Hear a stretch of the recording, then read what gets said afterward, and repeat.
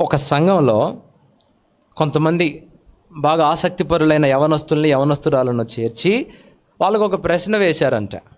ఏంటి ఆ ప్రశ్న అంటే, ఎడతెగక ప్రార్థన చేయడం అనేది ఎలా కుదురుతుంది?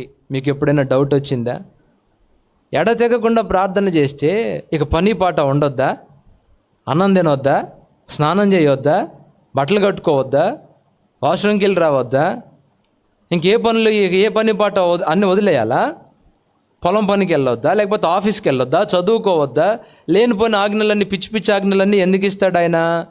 చాలామంది డౌట్లో ఉన్నారంట. ఎడతెగక ప్రార్థన చేయడం అనేది కుదరని పని.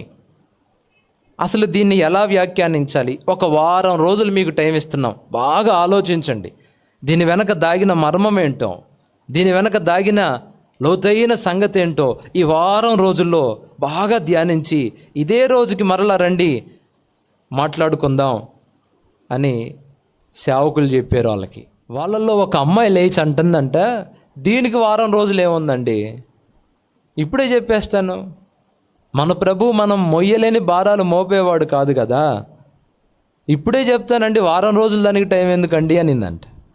వాళ్ళల్లో ఒక బైబిల్ స్కాలర్ అన్నాడంటే, అమ్మాయి, పెద్ద పెద్ద పండితులే ఈ వాక్యాన్ని వివరించలేకపోయారు, చిన్నదానివి ఇప్పటికిప్పుడు నువ్వేం వివరిస్తావు? ఒక వారం రోజులు టైం తీసుకుని అప్పుడు వచ్చి వివరించు అంటే, లేదండి నాకు తెలుసు, ఆల్రెడీ నేను ఆ ప్రార్థనలోనే ఉన్నాను, నేను చేస్తున్నాను, మీరు చెప్పమంటే చెబుతాను ఇప్పుడే. సరే చెప్పు, ఎడతెగక ప్రార్థన చేయడం అనేది ఎలా కుదురుతుంది, దాని వెనుకున్న ఆంతర్యం ఏంటని అడిగితే ఆ అమ్మాయి చెప్తుందంట, ఏమండి, నేను ఉదయాన్నే నిద్రలేగుస్తా, నిద్రలేచిన వెంటనే మోకరించి ముందు కాసేపు ప్రార్థన చేసుకుంటాను. నేను ఒక గంటన్నర దేవునితో గడుపుకుంటాను. ప్రార్థన అయిపోయిన తర్వాత కాసేపు దేవుని వాక్యం ధ్యానించుకుంటూ ఉంటాను. దేవుని వాక్యం ధ్యానించుకుంటూ ఉండేటప్పుడే, ఆ చదివేటప్పుడే నా తండ్రిని నేను స్తుతించుకుంటాను, నా తండ్రితో నేను మాట్లాడుకుంటాను. ఒక్కొక్క పదం అక్కడ బైబిల్లో ఉంటే ఆ పదాలని నేను నా జీవితంలోనికి తీసుకొని నా తండ్రితో దాన్ని అన్వయించుకొని నేను మాట్లాడుకుంటాను. ఆ తర్వాత ప్రార్థన వాక్య ధ్యానం అయిపోయిన తర్వాత కాస్త బయటకు వచ్చి మొహం కడుక్కుంటాను కదా, ఫేస్ వాష్ చేసుకుంటాం కదా, బ్రష్ చేసుకునేటప్పుడు, ప్రభువా ప్రతిరోజు ఉదయం లేవగానే నా నోటిని శుభ్రపరచుకున్నట్టుగా ఈ రోజుకు ఆ రోజు నా మాటల్ని శుద్ధి చేయి ప్రభువా, నా నాలుకను పవిత్రపరచు నాయన. యెషయా భక్తుణ్ణి అగ్నితో ఆయన పెదవులను కాల్చి పవిత్రపరిచినట్లు ఈరోజు నా పెదవుల్ని కాల్చు, నా నోటి ద్వారా వచ్చిన మాలిన్యాన్ని తొలగించు, అపవిత్రమైన పెదవులతో ఉన్నాను, నాలో ఉన్న అపవిత్రత తొలగించు అని చెప్పి బ్రష్ చేస్తానే ప్రార్థన చేసిద్దంట. ఆ తర్వాత స్నానం చేయడానికి వెళ్తుంది కదా, బాడీ అంతా శుభ్రంగా స్నానం చేసుకుంటుంది కదా, ఆ స్నానం చేసే టైంలో ఏం చేస్తుందో తెలుసా? ఆ స్నానం చేస్తున్నప్పుడు, ప్రభువా ఈ నీటితో నా శరీరాన్ని అంతటిని శుద్ధి చేసుకున్నట్టుగా నీ వాక్యపు నీటితో నన్ను ఉదక స్నానం చేయించు, నన్ను పవిత్రపరచు, తల మొదలుకొని పాదాల వరకు నాలో ఉన్న సమస్త మాలిన్యాన్ని తొలగించు, నీ వాక్యం చేత నా నడవడిక శుభ్రంగా ఉండేటట్టుగా చేయి ప్రభువా, నీ అమూల్యమైన రక్తముతో నన్ను కడిగి పరిశుద్ధపరచు. స్నానం చేసి అంతసేపు అదే ప్రార్థన అంట. అయిపోయింది కదా, మళ్ళీ వస్తుంది కదా, చీపురు తీసుకొని ఇల్లు ఉడవాలి, చెత్త చెదారం అంతా ఒక దగ్గరకు ఊడ్చి తీసుకెళ్ళి చెత్త అంతా కాల్ చేయాలి. ప్రభువా ఈ ఇంటంతటిని శుభ్రపరిచినట్లుగా నా హృదయంలో చెత్త అంతా వేసుకున్నా, నిన్న చెత్తంతా వేసుకున్నా, లోకంలో నుండి చాలా చెత్త నాలోకి వచ్చి పడింది, నా హృదయపు గదిని పవిత్రపరచు, నీకు స్తోత్రం నాయన. ఊడ్చుకుంటానే నేను ప్రార్థన చేసుకుంటాను, ఊడ్చుకుంటానే నేను విజ్ఞాపన చేసుకుంటాను, ఇల్లు ఊడుస్తాను. ఆ తర్వాత ఏం చేస్తాను?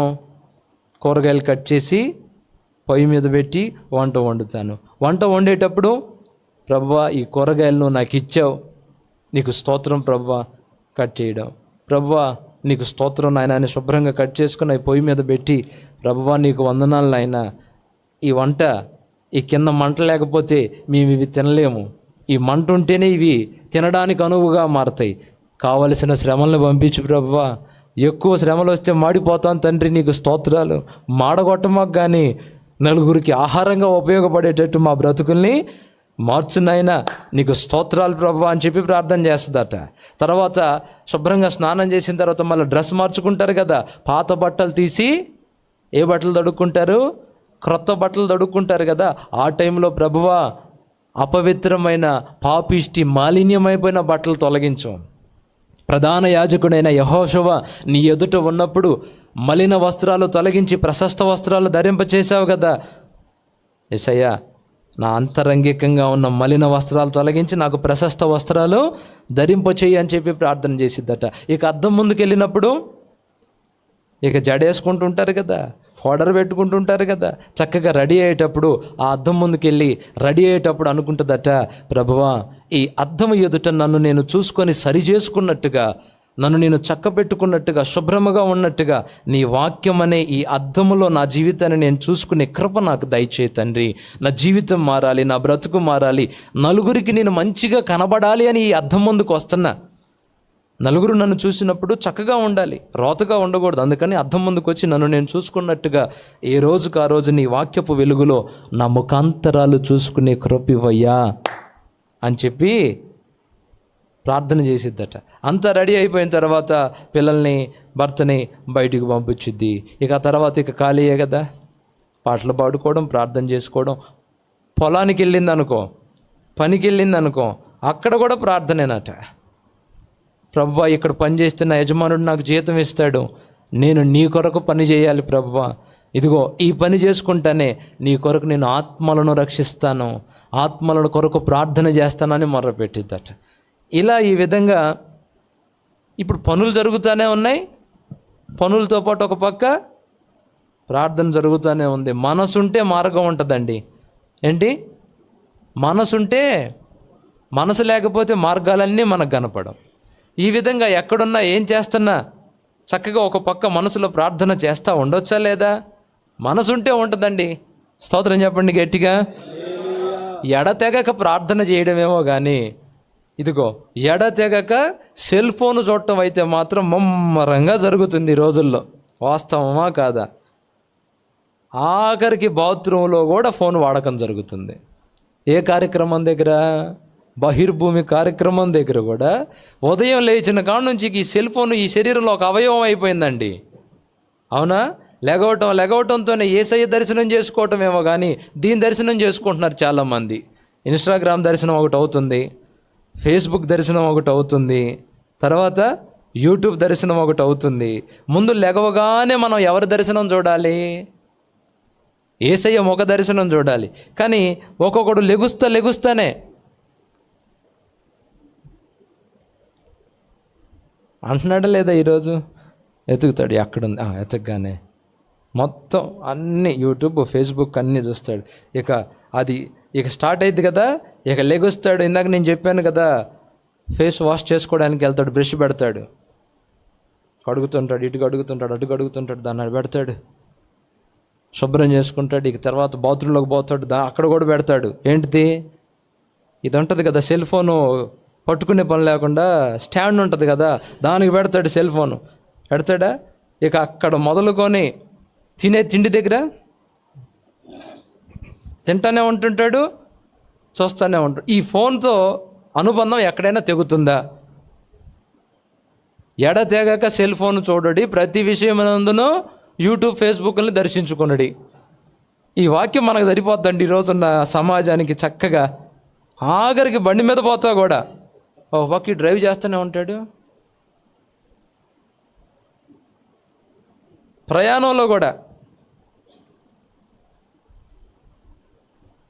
ఆ సెల్ ఫోన్ కాస్త పక్కన పెట్టి సెల్ ఫోన్ స్థానంలో దానికి ఇచ్చే టైం ఏదో ఒక పక్క మనసులో యేసయ్యతో మాట్లాడుకుంటే ఎంత అద్భుతంగా ఉంటుంది. కుదిరిద్దా కుదరదా? ఏం సెల్ ఫోన్తో గడిపినంత మాత్రాన యేసయ్యతో మనం గడపలేమా? యేసయ్యతో మనం మాట్లాడుకోలేమా? యేసయ్యతో మనం సంభాషణ చేయలేమా? చేయగలుగుతాం కదా. దీని మీద పెట్టే ఇంట్రెస్ట్ యేసయ్యతో మాట్లాడుకోవాలని ఉంటే చాలు. ఎడతెగక ప్రార్థన చేయడం అనేది చాలా జరిగిద్ది. ఇప్పుడు నేను మాట్లాడుతున్నాను కదా మీతో, మాట్లాడుతున్నానా లేదా? నేను మాట్లాడుతున్నానా, ప్రార్థన చేస్తున్నానా? మీరు చెప్పండి. నేనేం చేస్తున్నానండి? ప్రసంగం చేస్తున్నాను కదా, మీకు కనపడుతున్న ప్రసంగమే. కానీ ఒక పక్క నాలో ప్రార్థన జరుగుతుంది తెలుసా మీకు? ఏమని ప్రార్థన జరుగుతుందో తెలుసా? ఇంకొక వైపు ఒక పక్క ఏమో మాట్లాడుతున్నాను, మరొక వైపు ప్రభువా చెప్పే ఈ మాటలు మాలో ఫలింపు చేయను ఆయన. చెప్పబడుతున్న ఈ మాటలు, ఈ వాక్యపు విత్తనాలు ఒక్కొక్కళ్ళ హృదయాల్లో ఫలించేటట్టు చేయి ప్రభువా. మేము మా బిడ్డలు ప్రభావితం అవ్వాలి ప్రభువా. ఒక సెక్షన్ అటు ఉందండి, ఒక సెక్షన్ అటు నడుస్తూనే ఉంది, ఇంకొక సెక్షను ప్రసంగం జరుగుతూనే ఉంది. దేవునికి మహిమ కలుగును గాక. హల్లెలూయా. మనసుంటే మార్గం ఉంటుందండి. ఏ పరిస్థితుల్లోనైనా, ఎక్కడైనా, ఏ స్థలంలోనైనా మనం ప్రభువుతో మాట్లాడుకోవచ్చు, సంభాషణ చేయవచ్చు.